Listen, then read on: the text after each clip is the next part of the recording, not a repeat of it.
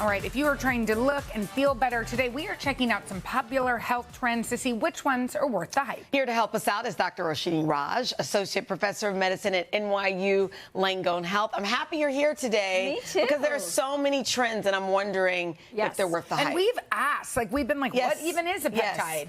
So creatine is the first one. Yeah. And a lot of, like, my high school son is, like, hearing about it. Like, talk to us what it is and if people should take it. So popular these days. And by the way, my high school son as well was trying to ask me if he could do it. So basically, creatine is a compound that we naturally make in our bodies. We also can get it from food, but it's something that basically gives your muscles energy. So if you go back to, high school science, ATP, these are the little powerhouses of our muscle cells. Creatine will help really get you more ATP, more energy. So it will help with muscle strength, muscle, exercise duration, as well as recovery. So there are studies that show it is good. I do like this one. A lot of women in our age range are being told to take it for muscle health. Yes, we know for women especially, as we get older, we lose muscle mass. So it's very important to keep that and really build on muscle, and creatine can help with that. So this is positive. And what's the most effective form, and when should we take it? Yeah, so you can get it in a powder form, in capsule. You want just the creatine monohydrate, 3 to 5 grams per day is what's recommended,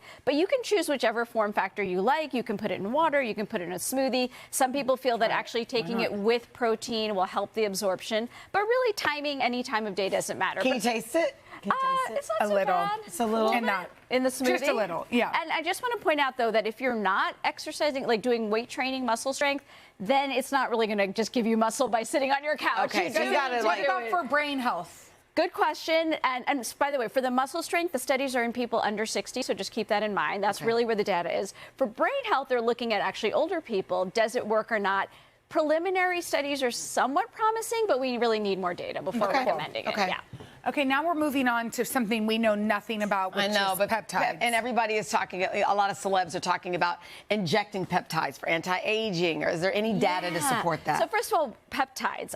In terms of the injectables, I'm not a big fan, and I'll tell you why. So what are peptides? They're just little short fragments of proteins, a collection of amino acids. We naturally make peptides. Insulin is a peptide that we create in our own bodies.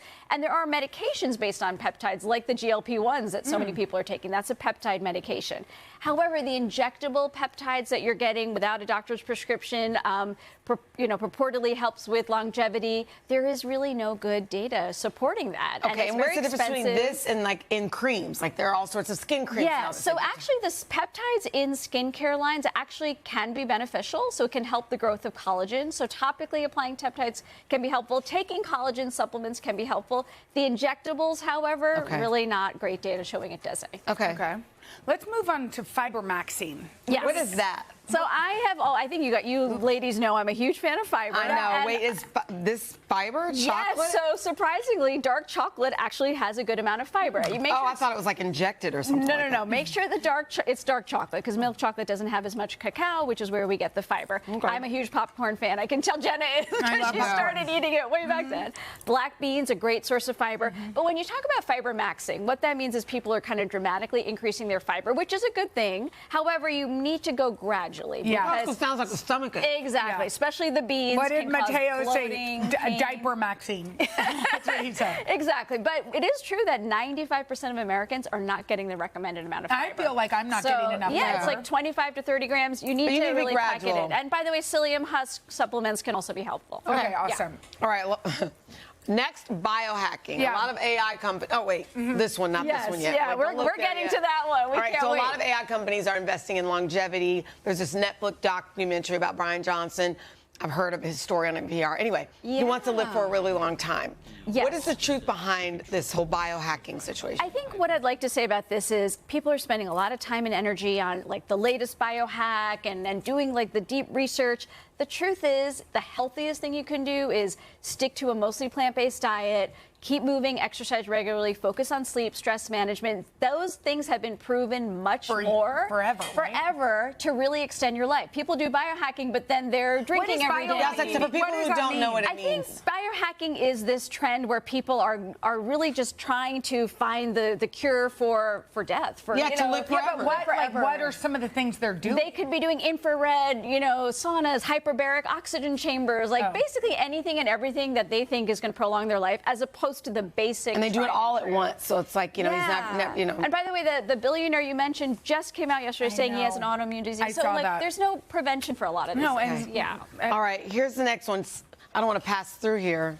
Without showing saunas, cold plunges. Gerard, you're a good sport. This is a new sauna you can get at home, guys. If you don't have, like, you know, the big budget. I have to say, I love an infrared People sauna. love saunas. Saunas in general have actually been proven to have some great medical benefits. Okay. So if we look at Finland, which is where they were kind of started. Do you need a little air in there, Gerard? Yeah, say hello. Is it getting hot? I'm losing LBs in here, so that's the good news. You want a little popcorn? Please. Oh, okay. Specifically for heart disease, saunas have been shown to decrease your risk of heart disease. Why is that? And in Finland, we think it's kind of an anti-inflammatory effect with the heat. Oh my God. In Finland, like the vast majority of Finnish people do saunas on frequently, many times a week. So there is a benefit to saunas. 15 to 20 minutes. We're going to let him out very soon because he's been in there for a while. Well, he's also hungry. We have to feed him. Yeah. We're feeding him healthy food. Thank goodness. There you go. And by the way, if you're not into heat, cold plunges also have some. I believe in both of them. Yeah, they both have some they good both make me benefits. I do. I just can't go past my ankles on the cold plunges. No, I'm not a cold plunge person. Right. It's hard. Wait, are you doing a cold plunge right there? I did one. We did one on the show. That was. How long did you sit in there? I think like 7 minutes or something. What? Yeah, Do you think some of us are like built to be able to withstand the cold better? I do. I think I'm warm-blooded. I hate the cold. So I would Jenna, never do a for cold 7 plunge. minutes, that is amazing. Well, by the way, 5 minutes is fine. You don't need to do so. Well, that was what the woman told us to do. really? So I couldn't even we do did what they said. That's a lot. All right, thank you You all so right much. there, buddy? You want a cold plunge? He's getting hot. He can't breathe. Yeah, he's hot. Wow, that is hot in there. Dang. Hot. He's like sweating. This thing works great. All right, you guys, if you want more from Dr. Raj, and who doesn't, she is featured in our expert tip of the day. Just head to JennaSheinelle.com. You guys, thanks for watching. I know. Come join us for all the fun every weekday on NBC. Yeah, and don't forget to take us along when you're on the go. Follow the Today with Jenna and Sheinelle podcast on Apple Podcasts, Spotify, or wherever you listen.